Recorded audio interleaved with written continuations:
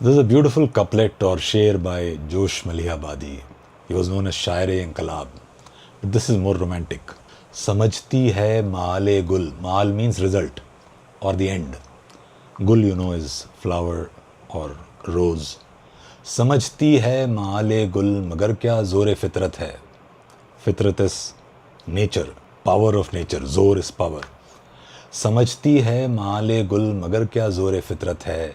सहर होते ही कलियों को तबस्सुम आ ही जाता है. Seher is morning, tabassum is smile. The bud knows what its end is going to be. It's going to wither and die. It's going to fall down.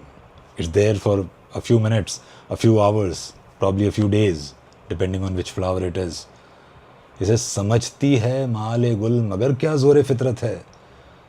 Paradharmo bhayavaha, as Sri Krishna says in Bhagavad Gita, it knows that its duty is to blossom, even if it is for 5 hours, 5 minutes, 5 days. समझती है माले गुल. It knows what the result will be. मगर क्या जोर फितरत है.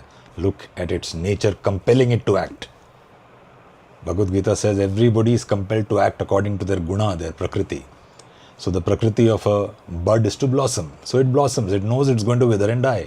समझती है माले गुल मगर क्या जोर फितरत है. सहर होते ही कलियों को तबस्सुम आ ही जाता है. What a beautiful couplet, Josh Malihabadi.